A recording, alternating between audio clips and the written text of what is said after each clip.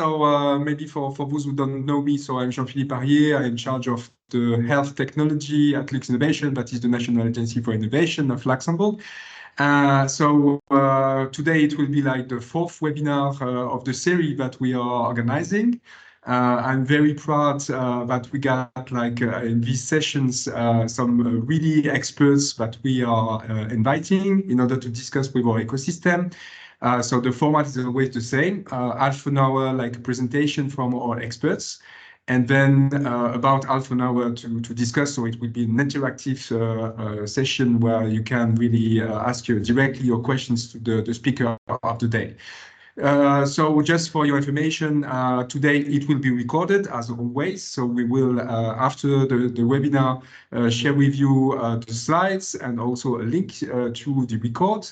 Of course, you are welcome to comment and to send us some feedbacks or ideas that you have after this webinar.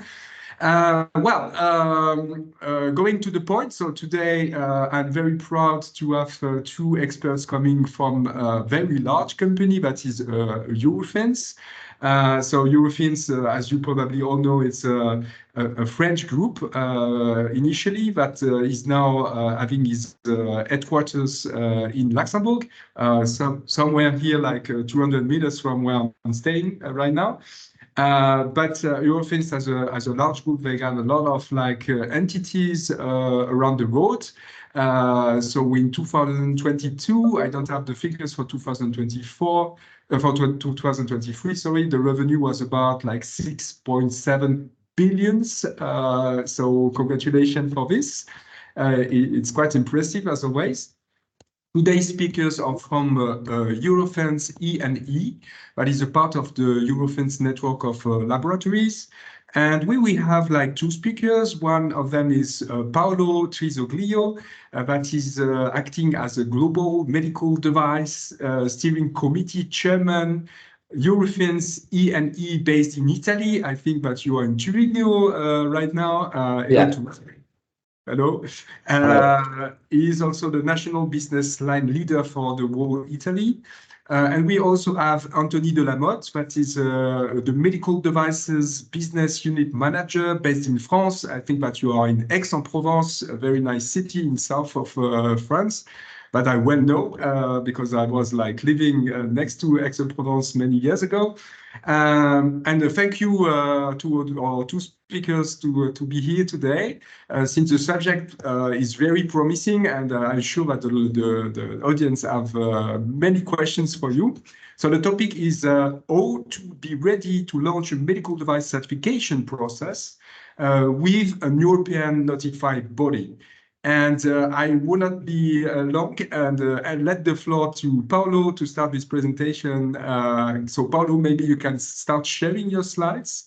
And yes, can you please give me the rights to share, because yeah. I can't share now. That's a good idea, actually. Yes, it seems that it helps.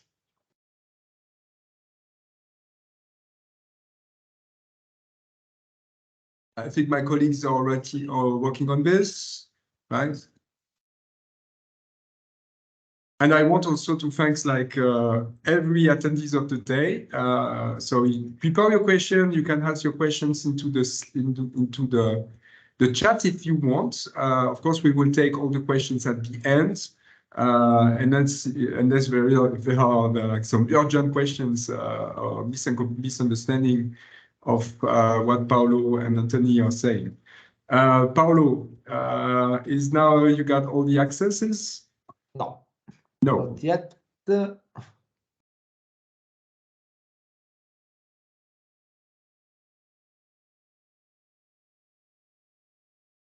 In fact, we have to promote you to be on stage with us. Yeah.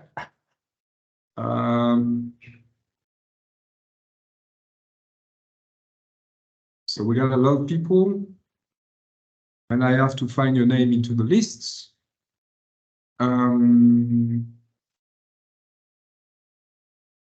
Paolo. Here you are. Now you are presented, so you can share. Sorry for this, and I will Perfect. Thank you very much. do it for you, Anthony. Paolo, you can start. Sorry again for the Okay, technical thank thing. you. So, as anticipated, I am in charge of Eurofins E&E Italy from a geographical point of view, but in the group I have even a role of international coordinator of the medical device sector within our division that is called Eurofins E&E. But I will take only 5 minutes to present who we are. Then my colleague Anthony, that is more technically expert than me, will go deeper in the MDR requirements and processes. Very quickly, Eurofins, our network or group is focused on to contribute to global health and safety by providing our customers the best-in-class services. This is our mission, and I want to read it because we strongly believe in it. And for sure, our vision is to be trusted by our customer as a testing, inspection, certification partner. And our values are, first of all, the customer. Our boss and high management always remember us, and we remember to our person that the customer must be in the center of our focus. As already anticipated, thank you for this. Since 2020, we as a network, Eurofins network, became leader in the world in the TIC sector. Our sector is called TIC for the one that know it. That means test, inspection, and certification activities. And okay, we are more than 70,000 employees with more than 900 laboratories and companies, and we cover 61 countries in the world with our personnel as a network. But as you can see here, we are organized in several international business lines. So the more historical in the group are the food division, are the biopharma division, environmental testing. And as you can see here, we are involved as a group, as a network, even in clinical and diagnostic services, in genomic, forensic, assurance. But now, to introduce ourselves, all the activities that are related with the certification and testing of medical device are within the consumer product testing international business line. So, talking about this is our presence in all the countries, but I will skip it. Okay, talking about our consumer product testing international business line, you can see here, you can see where we are.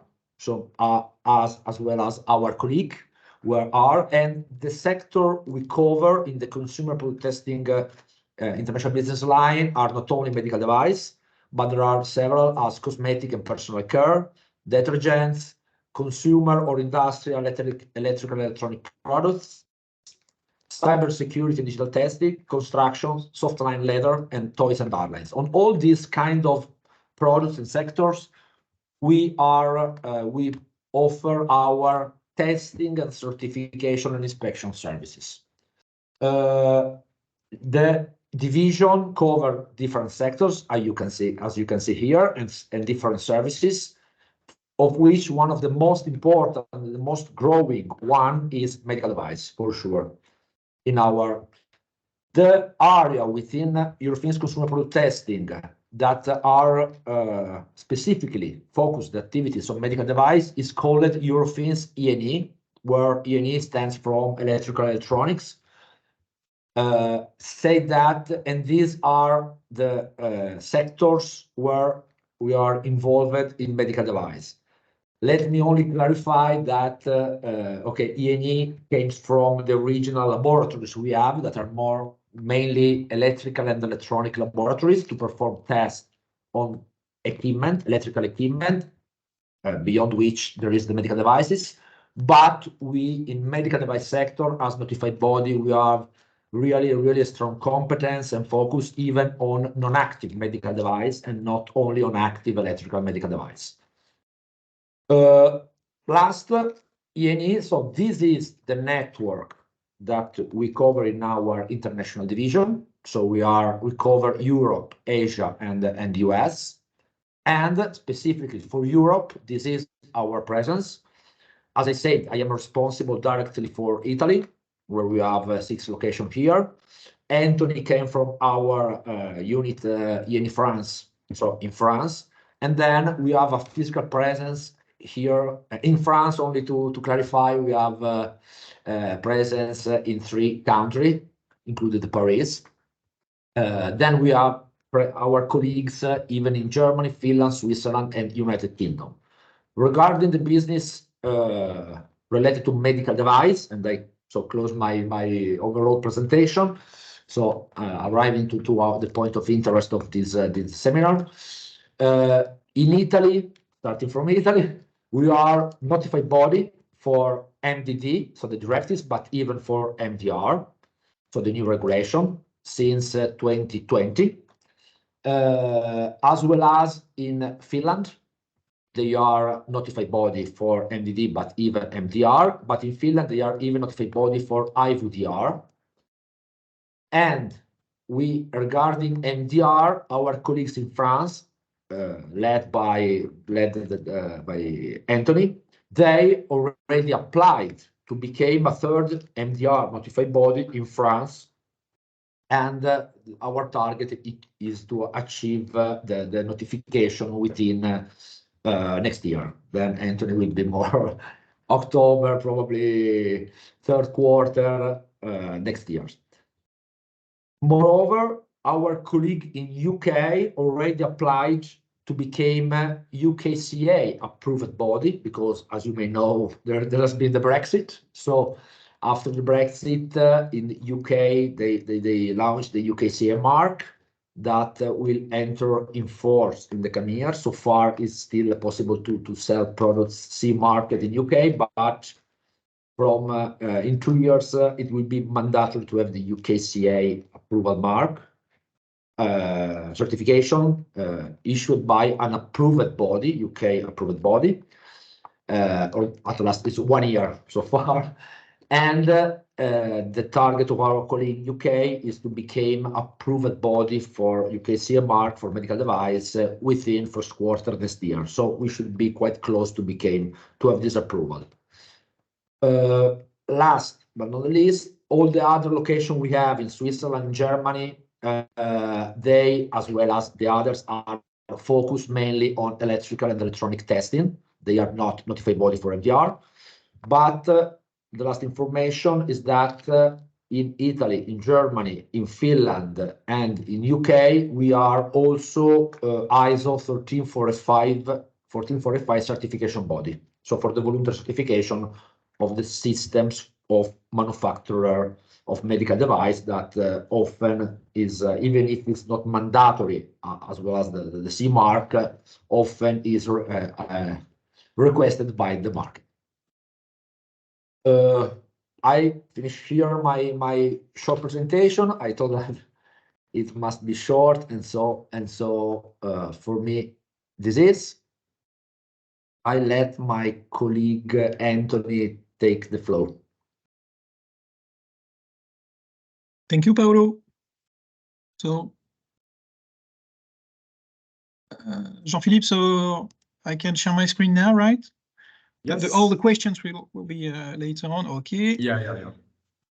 So I'm going to try to be quick and efficient. Okay, can you all see my screen? That's perfect, Anthony. Okay, so the time is really short, so I'm going to try to be really as much as possible helpful and useful for everybody. The topic today is really to explain and to try to be really clear on how to be ready to launch a medical device certification with a EU notified body like the Eurofins notified bodies. Just a few questions before that, and to really for everybody to understand. I'm sorry if these are really easy an easy presentation here, but just to really put the basis. But first, I will go with the definition of a medical device in the MDR. First, you have different options, whether you're going to be a strict medical device, whether you're going to be an accessory, whether you can be a product listed in Annex 16. You can be also with a system, a kit. You can also have parts and components. It can also be a customized medical device. So here, the very first question to ask is really for you, okay, am I clear on what is exactly the product I want to put on the EU market? And I'm not going to go through all the definitions that are given in the Article 2 of this MDR, but it is really, really key and important for you to really read, take time to really understand what are exactly the products that you may put on the market. So first slide, the definition of a medical device. Here on the screen, you can see what an accessory is. Of course, an accessory is not per se something that is going to heal a patient. It's just something that will support a medical device. And here we can see an example with an infusion pump holder. Annex 16. Also really important because it's brand new with this new MDR, and you have examples here, the contact lenses, for instance, products intended to be totally or partially introduced into the human body, substances, equipment intended for use in reducing, removing, or destroying adipose tissue, etc., etc. So Annex 16 is also very important. Article 2. With what we call systems and necessaries. So here you can understand that you can see that it's a combination of different products. Some will already be CE marked, some will not. And as a legal manufacturer, you will have responsibilities also here. Parts and components. Articles that are specifically intended to replace or an integral part of an identical or similar component that are failed, for instance. So there's an example here. Custom-made devices. So there's once again, I'm not going to go through all this text, but there's one very important document in case you might be the legal manufacturer of a custom-made medical device. Here, the best document to really take time to read is the EMDCG 2021-3, and you will see that there are different type of custom-made devices. And it's not that easy, in fact, to really consider this type of medical devices. So this is really the very first question for you to have. What is exactly my medical device? The second question, and then we will go to the certification process right after, is, okay, what is my role? Am I a legal manufacturer? Am I a European representative, an importer, a distributor, etc., etc.? So here again, it's a very important question that you have to answer. These are the definitions that have been introduced with this new MDR. Manufacturer, EU-rep, importer, distributor. So the OBL doesn't exist anymore. It was really with the previous regulation with the MDD, but a lot of people still are using this term, so it's the reason why I'm mentioning here this OBL case. It's in Article 16 of the MDR. Assembler or subcontractor, critical supplier. We hear a lot this term of critical suppliers. So here again, very important question to answer. What is my role? Another question also that very often we have to explain to our clients is, okay, is the MDR mandatory for me? What about the ISO 13485? Is it also mandatory? And here there's also a lot of confusion. So keep in mind that as a legal manufacturer, as an OBL, Article 16, sorry, I should speak about Article 16, by the way, for assemblers, the CE marking is mandatory. You cannot put your product on the market, European market, if you do not have a proper CE marking. This is just mandatory. And then for all the other categories, you have the ISO 13485, which is not mandatory. It is what we call a voluntary certification. I will be more specific right after, but this is just a strategic decision from you to say, okay, I want, in addition to the CE marking, to be ISO 13485 certified, maybe because you have some clients that are asking you to get this certification for other good reasons. But once again, CE marking is mandatory for legal manufacturers, manufacturers under Article 16 and assemblers. ISO 13485 is not, and this is really key to understand. The structure of the MDR, it's almost 300 pages, so of course we are not going to cover all these different pages today. But the structure is really clear, in fact, of the into the MDR. So you have to take time, of course, to, as a legal manufacturer, to really be aware of all these requirements. The structure of the regulation is really clear and easy to understand.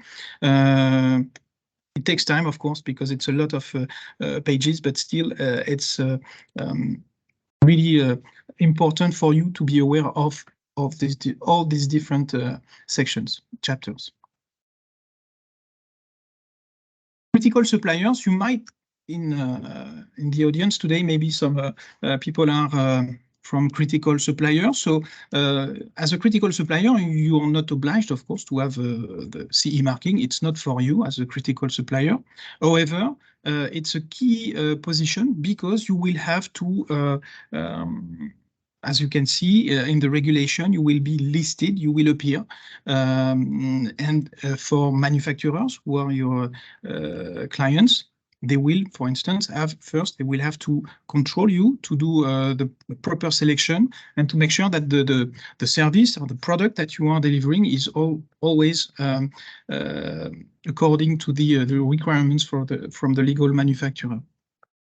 EUDAMED, which is the European database, late, still not in operation, but in the coming years, EUDAMED will be in operation, and you will be, as a critical supplier, listed into this EUDAMED database if you are the designer or the manufacturer of a client for a specific medical device. Technical documentation will also be listed in this technical documentation, and this is not always a good surprise, but you might receive what we call an unannounced audit from a notified body because you are part of a critical process for the manufacturing, for instance, or for the design. So you might be also involved in an unannounced audit from a notified body.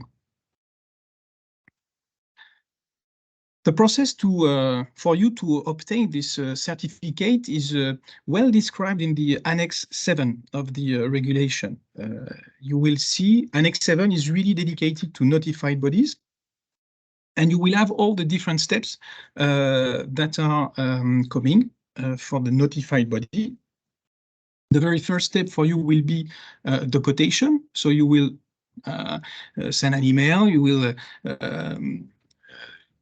get a first contact with the notified body, and the objective here will be to describe your medical device, and the notified body will issue a quotation. I will share with you the common questions at this stage. Second, once the partnership, let's say, is validated, we will go into what we call the application review phase. It is the section 4.3 of the Annex 7.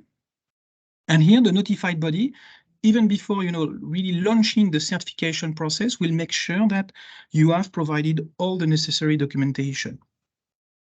So this step is really key because we will, as a notified body, start the certification process only if we have all the necessary documentation from you. Step 3, it's really the conformity assessment activities.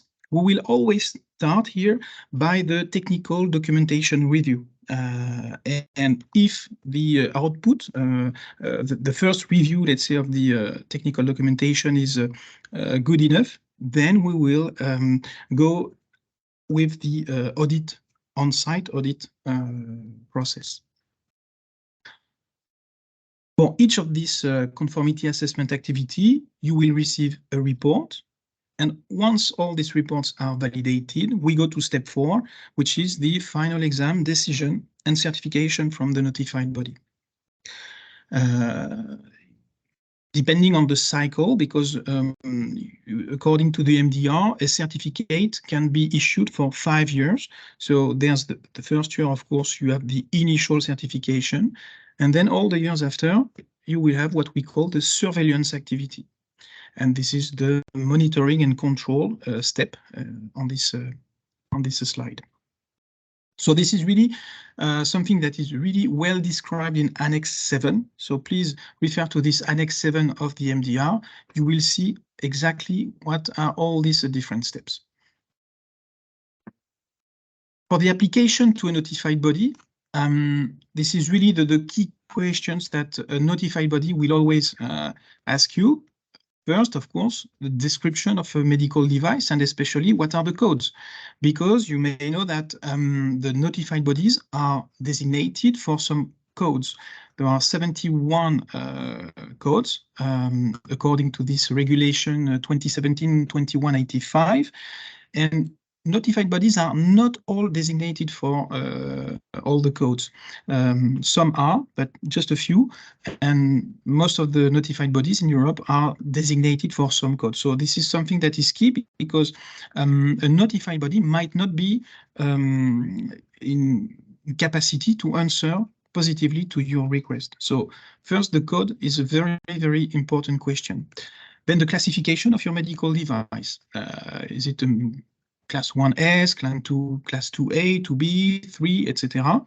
So this is something that you will need to document, and you will need to justify why are you applying this this class. And you will refer to Annex 8 of this MDR, which gives all the different rules for the classification.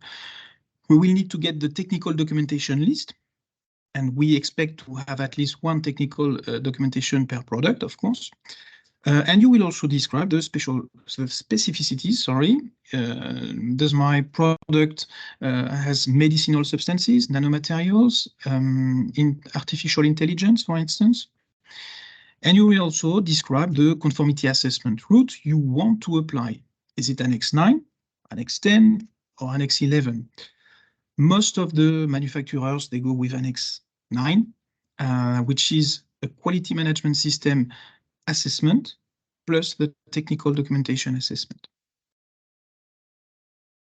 Common pitfalls when we receive, and this is the case with my colleagues in Italy, in Finland, it is not rare, let's say, that we have to ask for some more information because the classification of the device, for instance, is not really clear. So we need to get back to you and to have more information.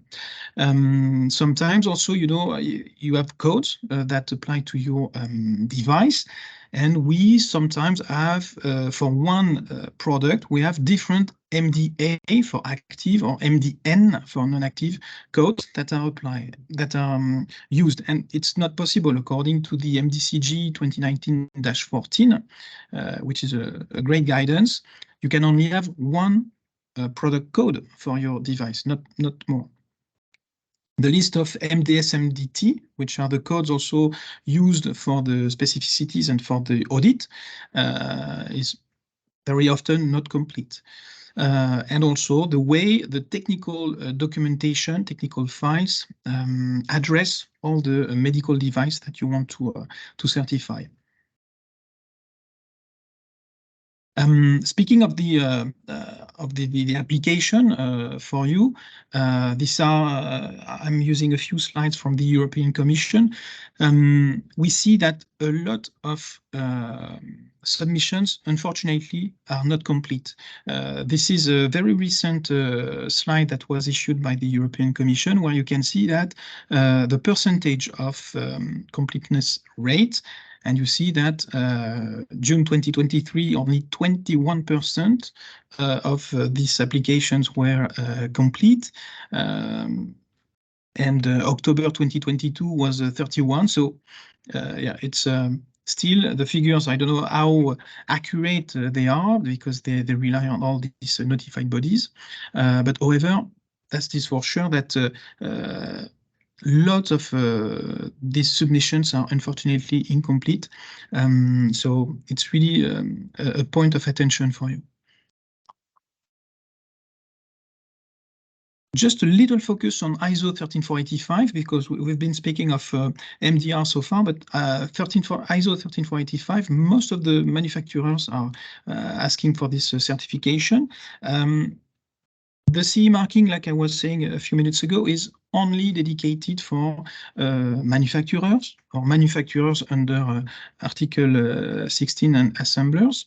ISO 13485 is a certification that is offered to manufacturers, but for all companies that are involved in the life cycle of a medical device. So you can be a company just dealing with the design of medical devices, and you will be able to have this ISO 13485 certification. You can do, for instance, transportation of medical devices, and you will be able to apply to this ISO 13485 certification.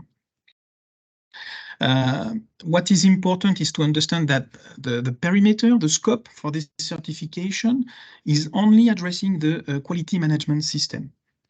And what is key here is really, once again, to understand your role and the regulation that you are dealing with. If I take an example, if you are a distributor in Japan, we will use the certification body will take into consideration the requirements that are applicable to distributors in Japan. If you're a legal manufacturer in Europe, we will take into account the requirements for legal manufacturers in Europe.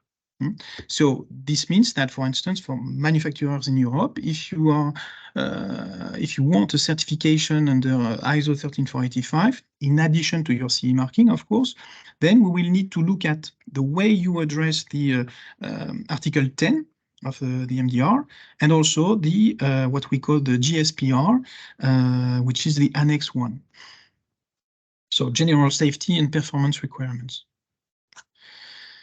Timelines, sorry, I tried to go fast because the time is limited.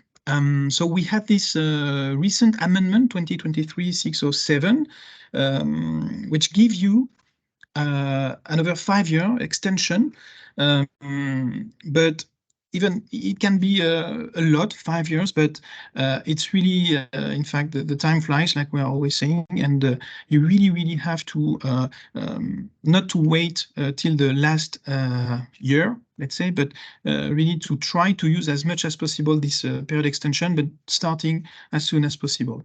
So since March 2023, so we had this regulation entry into force.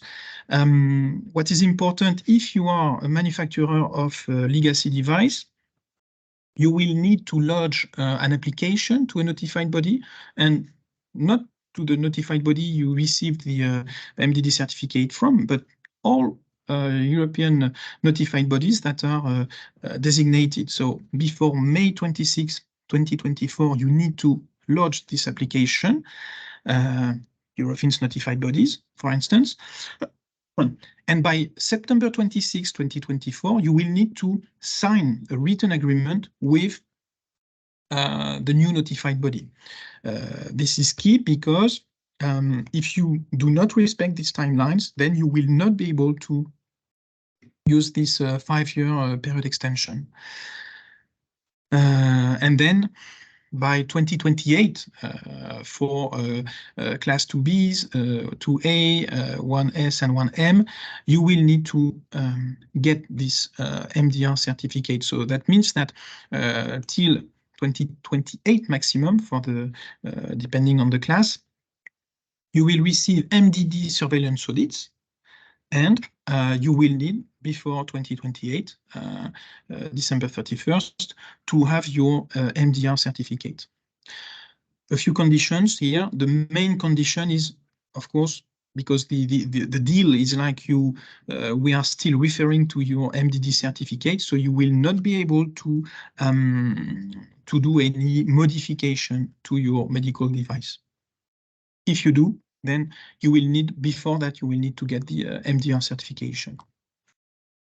A few days ago, very recently, so we received this new MDCG 2022, sorry, the new revision of the MDCG 2022-11 with two messages, one for the manufacturers and one for the notified bodies. The EU Commission is really urging manufacturers to strengthen their efforts to transition as soon as possible.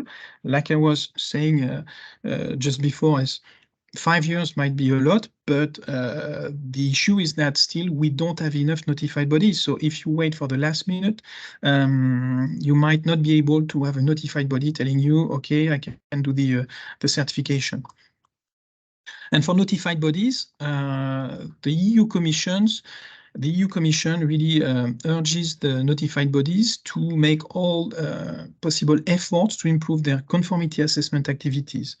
And also they are focusing on the proper assistance with what we call the structured dialogues. So for Eurofins notified bodies, it's something that we are implementing, especially if you have in mind the process map I was just sharing before. At the quotation step, we have meetings that we can put in place, so we can really understand the products and to explain to you exactly the certification process. Once we will go to the step, the application review step, we will do what we call the kickoff meeting, once again, to review with you all the missing documents, if any, and to insist again on what is key to have a successful certification process. We won't provide advice on the content, but we will help and we will be very specific on what to do and what to improve. I'm almost done. Just also a few slides here for you to have in mind about what is on average, the time to reach a new certificate. So once again, these are slides coming from the EU Commission, very slides that were issued very recently. So for little classes 2A, 2Bs, we can see that on average, it's, of course, yeah, we cannot have a case-by-case answer. It's just averages that we can see with all the notified bodies. But once you apply for and you submit your technical documentation, it's going to take like a year to, on average, to have your certificate. And of course, the more the class is important, the longer it takes to get the certification. This is my very last slide. And here the message is like around manufacturers and subcontractors. You have a lot of different skills, entities that can, of course, help assist you. And we all have a very specific role. It's not like there's one that is more important than another. As a notified body, our mission is really just to make sure that you comply with the requirements, with the regulation. And before that, you will work maybe with consultants, with testing laboratories, like we have with Eurofins ENI. You will have the competent authority. You will have maybe industry representatives that will serve you and will help also to in your certification process. So this is here the key message, that it's not just notified bodies, it is also all the different skills that will help you and assist you with your certification. That was my last slide. Sorry, because I was very fast. The time is really limited. And I think it's really also important to have time for questions. Exactly. Thank you, Paolo. Thank you, Anthony. So that was the goal of this session, is to leave some time to the attendees to ask their questions. And yeah, I think we got a first question from VoiceMed. I don't know if it is Ariana that is connected. Normally, you can raise your hand in case you got some question. You can ask your questions through the chat. I think that your mic is can be unmuted, and so that you can ask the question. Ariana, okay. So can you ask your question directly? I think. Can you try? Yes, sure. So hello, nice to meet you. I'm Mariana Rienzo, CEO of VoiceMed. So we are scouting a notified body for registering our medical device software as Class 2A over the course of 2026. So we are a bit in advance, but we are preparing the second last clinical studies, and therefore we would like to get already some inputs, maybe from the notified body that will follow us over the process of certification.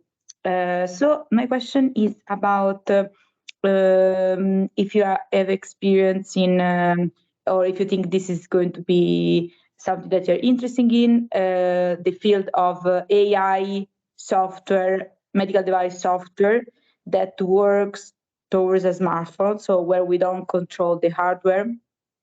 So for example, just to give you an example about our case, we are an algorithm that analyzes the sound of the breathing of people with asthma in order to measure lung functions. And the user will use our product by breathing through their own phone. So we have several issues. Hardware, of course, we have several de-risking and checking that we do to make sure that the hardware is working well and make our analysis. So my question for you is if you think you will cover also AI software medical devices that don't have hardware and rely on smartphone to provide the analysis. I hope the question was clear. Yes, I think so. According to this regulation 2017-2185, you have different type of softwares. In fact, you have what we call the standalone softwares, MDA 0315, and the embedded software that are part of bigger medical devices like scanners, etc. In your case, so this is MDA 3015, and as a notified body, when we are designated authorized to assess the conformity of such a software under MDA 315, yes, we can of course cover this specific artificial intelligence characteristic. And today I would tell you that we receive a lot of applications for this kind of products. What I can tell you is that I was insisting on my very first slide of what is my medical device. And we have products. Of course, I'm not going to share with you information about our clients, but we most of the time for this kind of application with using artificial intelligence, we go with Article 22 as a system, because you have your software, but you also have other hardwares that are not provided by your company, but you will associate with your software. So this is falling under this Article 22 definition. So here my advice is for you to really properly describe what is the parameter of your software and how it interacts with the solution, with the cell phone, etc. Okay. Thank you. Thank you, Ariana. Yeah, maybe going on these questions of the codes. Yes, Paolo, you want to comment? That's a mistake. No, it's fine. It's fine. Sorry. So are there like sometimes because of the innovation, some gray zones maybe where it's not clear what codes your medical device is? Meaning you got like now innovation is going, as Ariana discussed, with digital tools that can do many things. So are we always sure of the code that we would like to pursue or not? The way we, as a notified body, when we receive an application, we have two mandatory steps at the very beginning. What is it a medical device? First. Second, what is the classification? So it is for sure something that we are going to discuss with the applicant, and we will discuss, of course, the codes that are applied. Once again, there's always a one code, only one code. It was the common pitfall I was speaking of before. And the best here answer is really to, for our people here, is really to use MDCG's documents.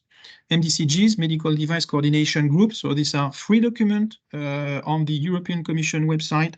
And there are a lot of specific MDCGs for software, by the way. And there's one for the codes, 2019-14. I mentioned it when I was explaining. It gives you all the details about the codes. First, what are these codes? And second, how should I apply the code? You see? Okay, so no gray zone. Yeah, at the beginning, yes, always. But when we speak together, well, it becomes more and more, let's say, clear. For software, okay, we will go to MDA 0315. That's for sure. It takes 5 seconds to understand this. What is more the gray zone is the classification. You will need to go to Annex 8 for the classification, and there you have interpretation that is possible here. You see? Okay. So here we will discuss for sure, but for the code, no. So just for information for the attendees, I have posted into the chat a link to the website from the European Commission, what we call Mando, where you can find the different notified bodies, and you can, like, from the code, identifying in Europe the notified bodies that can do the certification processes regarding each Yes. code. If I can only clarify, in fact, it's very key. First of all, the classification for sure, as Anthony said, that is related not only with the device as itself, but even for the purpose of the medical device that is defined by the manufacturer. So when we talk with the customer the first time, the analysis of the classification done by the manufacturer is key for us. One of the reasons is because each of our notified body, every notified body in Europe, and you can see all the list in the link that was shared, is notified not necessarily for all the codes. For example, even we need to have some limitation. The colleagues in Finland have some limitation. So once you define the code, the correct code for MDR now, for sure you have to look for notified body that is notified for the specific code, because the notification is code by code, not for MDR as a whole. Thank you very much, Paolo, for this ad. Do we have any other question from the audience? If not, I can follow up since I have like many questions. I don't see any reaction. First, so Anthony, you have mentioned something I'm really interested in. So you were talking about the assessment routes. And you were like talking about the Annex 9, and so I'm really aware of the classical routes that you mentioned, but what are the other routes that are possible, by the way? Yeah. Well, it's difficult. I don't have any statistics here, but I would say that 98% of the manufacturers, they go with Annex 9, which is by far the easiest one. And Annex 9, like I was saying, is documentary review of the technical documentation plus an on-site audit.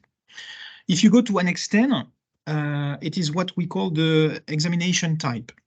In a way, you give your device to the notified body, and the notified body will have to perform all the tests and will will verify the way your device is compliant with the medical device regulation. And Annex 11 works with Annex 10, because once you have this Annex 10, we will do every year the verification of the product realization. This is the name of this annex. But by far it takes more time. It's really specific, I would say, where we see the use of Annex 10, it's more like for products that are really, really complicated, and it's not a mass production of this kind of medical devices. But yeah, this is technically, and it was already the case with the MDD, under MDD. So it's still with MDR possible to use this, whether you go with technical documentation assessment plus on-site audit, or with examination, product examination. Excellent. Thank you very much for this. I'm learning every day. Question, do we have some questions from the floor? Sorry, I don't want to take the mic just for me. Feel free to open your mic and ask your questions, of course. Someone? No. I want to add only one thing, if can be, I think can be useful, only to highlight what Anthony said, that because the person that talked before, I don't remember the name, talked that they already started work on it. And my suggestion is that to start, even if there has been a postponement of the entry in force of the MDR, I think that is important for the manufacturer to understand that the certification process there are two considerations to do. The first is that the notified body are not so much in terms of number, MDR. And so we heard often by our customer that you are too long, your time is too much for me, because so it's very important that the company that wanted to see mark a medical device following MDR so far necessarily activate themselves to prepare everything is needed as soon as possible, because of this bottleneck that the notified body are. So you have to think not only that there is all the things you have to do, but even that then there is all the time the notified body that have a very long number of customers that is required, that is requesting for the ongoing or that is arriving, because this is not only for us, it's for all the notified body in Europe. Yeah. The second consideration is that the work that manufacturers usually have to do is to prepare a proper technical file and documentation. So it's a work on the products, but it's very key to obtain the certification, even to implement the system, the quality system, not only in accordance with ISO 13485, because this is a mistake that often our customers do.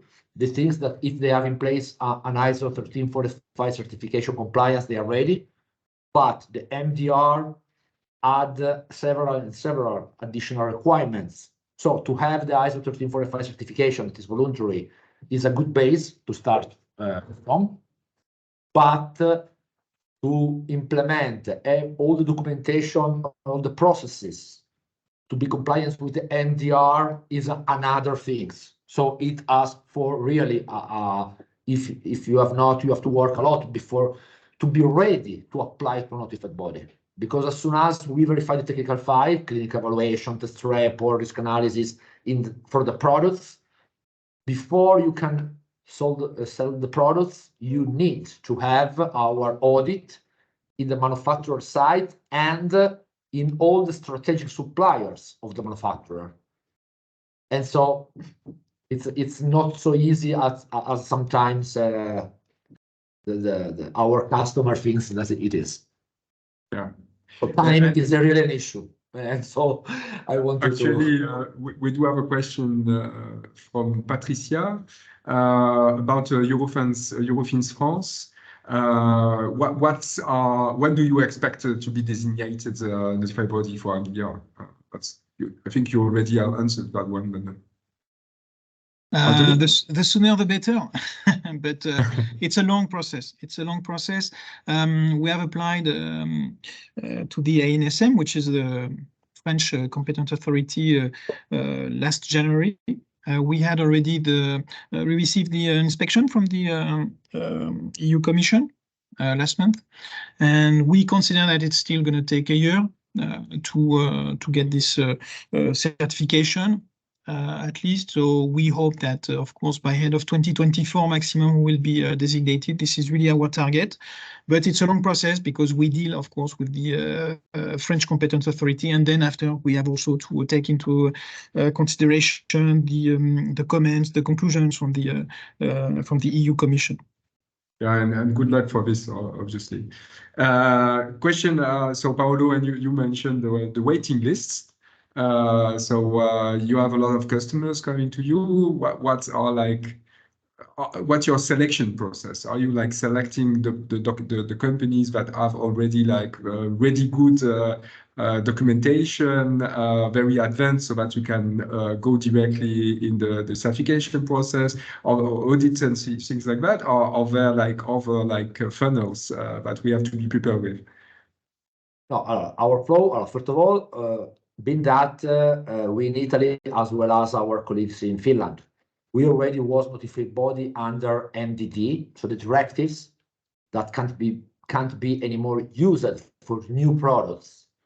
You have to know that we are anyway involved in the yearly audit of all the customer that already has in place the MDD certified product, because they can continue selling the MDD products until 2027 and 2028. So a part of our, let's say, activities that is not so small, is continuing maintaining live and active all the MDD certificate of our MDD customer. Second, all these customer that we had in MDD, so that we issue an MDD certificate, now are preparing, or someone already is migrated, let me say, to MDR. So far, other is working on. So for sure, one of our attention is to ensure our current MDD certified customer to be migrated in the MDR certificate customer. Second, for sure, our criteria is, are generally speaking, first in, first out. We use to use a logistic terminology. And so for sure, then when we receive we ask several questions before to issue the quotation, because we have to do the application review, see apart the classification, what we discussed before. Then the first step is we receive the technical documentation. So the first analysis of the technical documentation follow the rules first in, first out. So we have the queue, and so it's pending. Then, for sure, to be honest, there is some device as an average. As soon as we start with the technical file analysis, the certificate issued as an average could be around 1 year. Because, as I told before, technical file evaluation, often there is some comments, some non-conformity, minor, it depends of the level of the documentation. And as soon as we finish the positive documentation, sometimes it's very quick. If the document file is perfect, let me say, sometimes it takes time because there is some conformity, then the customer has to adjust it. So this process for the technical documentation file analysis when we start do it, it can take even 1 month. Let me say there is time to wait from the receiving to the starting activities. We can think about 3-4 months so far. 5, it depends on the period they arrive. And then the documentation, the level of the documentation define when we can pass to the other step. The other step, from a logistic point of view, is, let me say, a little bit easier because we have to send our qualified auditors for MDR to the site of the manufacturer site or to the sites of its strategic suppliers. For example, the packaging, if the sterilization process if other strategic process is outsourced, we must audit not only the manufacturer, but even the suppliers. But from a logistic point of view, this is only a matter of defining the date that is fine for us and for the customer. And even in this case, if we do the audit, everything is in compliance. After the audit, we have an internal process to review. There is the review and the certificate issue. So not so long.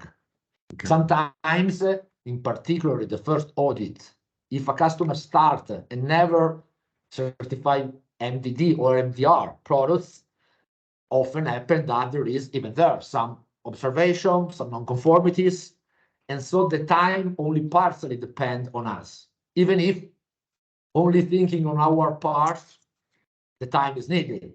So I can tell you that, okay, the average could be 1 year, but if everything is perfect, maybe it can be concluded from when we receive the technical file, 8 months, and it can close after 2 years. Let me say, this can be depending on the quality of the technical file and of the system.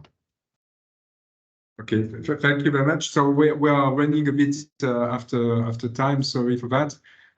Maybe a last question from Stefan in the chat, and I think I had the same question about the business model. Of there like some costs to anticipate working with you? Of there some differences working with one notified body compared to another one?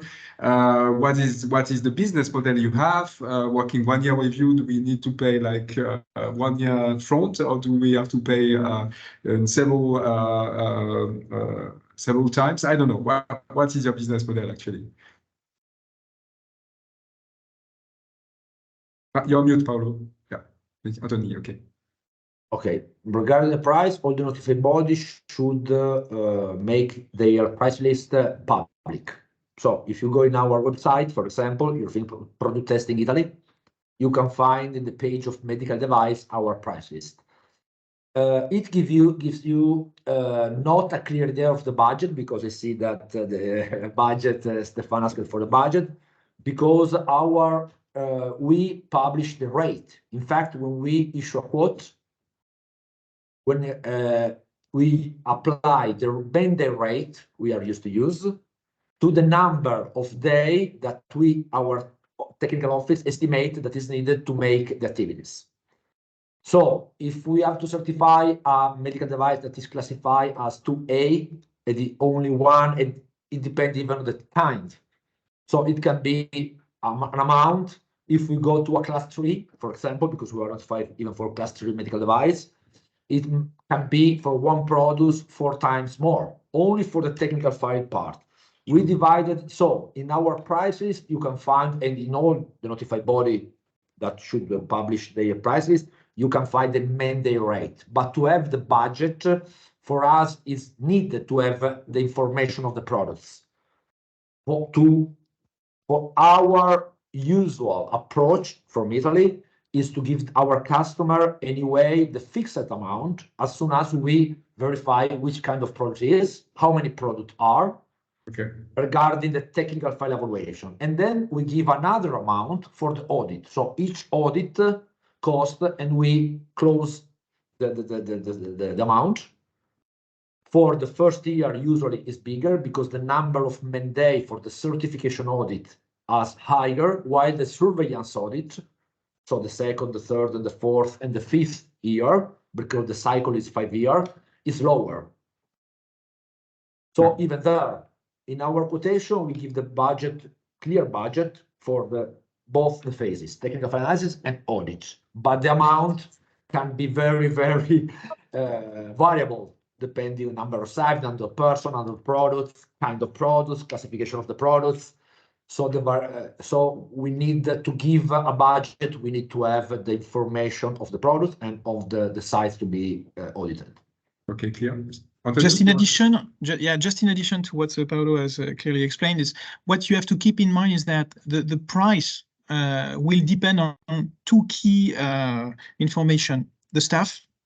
The bigger the company is, of course, the higher is the price, and this is also following rules from the IAF, which are the rules for the accreditation under ISO. And we take this rule because, and all the notified bodies who are at the same time designated for the regulation and accredited for ISO, we follow the same approach. So just keep in mind that the bigger the company is, the more expensive, because we will have to assess different teams, more and more people, so it will take more time. This is the idea. Second, also to have in mind, so for a medical software company, you don't really care on that, but for more, let's say, regular manufacturers, the more you have critical suppliers, the higher is the price at the end, because, like Paolo said earlier, we will have to go to visit, to audit these critical suppliers to make sure the product that is certified is safe.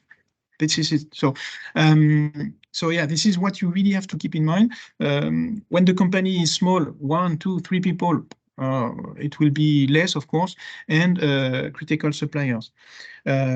People, they like the figures. So when we see the smallest quotation that we do and the biggest, I cannot really speak about that, but the smallest for a medical device software company, for instance, nothing, if it's on the MDR, it's difficult to be under 20, 25K.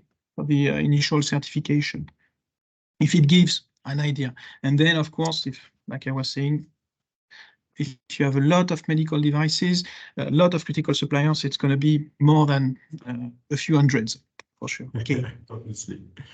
Thank you very much. So I want to thank first our speakers of today, and Anthony, Paolo, thank you for making it very clear what you are doing, what are the processes for companies. It's of course very helpful. I want also to thank all the participants today. Maybe in the chat you will see like 2 links since we are planning new events and to follow up this webinar series in 2024. And the next meeting that we will have will be on January, on the 17th at 1 p.m. Together with EIT Health, that will present what they are doing. And also it mentioned the conference that we're organizing in May 14th and 15th, and knowing that in probably January we will open the call for speakers. Thank you very much for being here. As I said, I will share right after the meeting the presentation from the speakers, and thanks to Eurofins. I will also share with you the replay link in order that you can go to the different points that were discussed in case that there are some like few things that you want to replay. Thank you all. Do not hesitate in case you get some questions to come back to me, and I will forward your questions to the speakers of the day. Hope you enjoy this session today.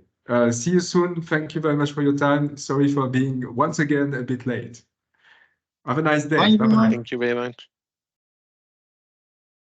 Hello, everybody.